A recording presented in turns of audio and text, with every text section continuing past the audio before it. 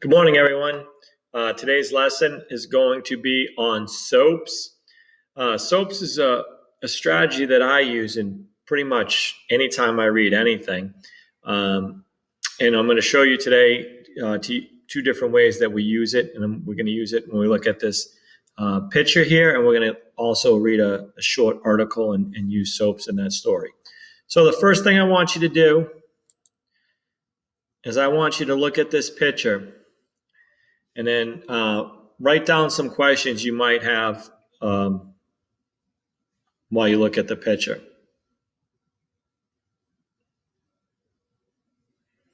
I'll give you a couple minutes to finish that up.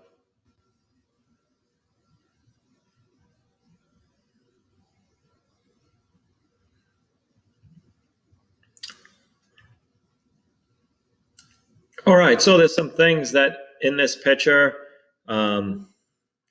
if I ask you, what do you see in the picture? You might say a belt, a pair of shoes, baseball players, people with hats on, someone with a baseball uniform.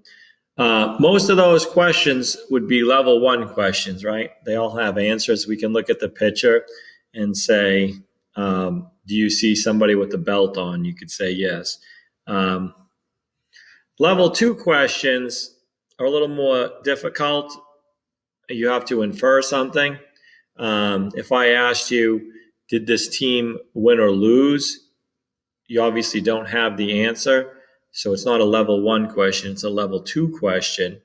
But maybe you could say, Mr. White, based on body language, I think they lost.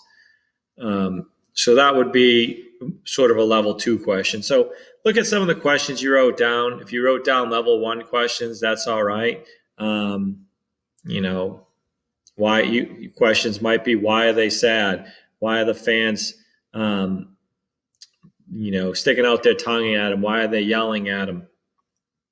So if we were to use SOAPS to get a better understanding of this painting, the first thing that we'd want to know is, well, what's the subject of this painting? Well, it's baseball players playing baseball or in a dugout. So you would think that baseball is probably the subject of this painting. You probably didn't have to research anything to find that out. The next thing is the occasion. When was this painted? Well, we don't know. We could do some research and obviously find an answer. Who was this piece intended for? Who's the intended audience of this piece? Baseball fans, maybe. But you'd have to do some more research to get an answer to that, and we'll do that. Once again, what was the purpose of this piece, right?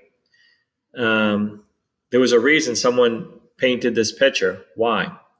And then obviously who the speaker is. If you look in the corner, this is a particular piece of art by Norman Rockwell, so we know he's the speaker.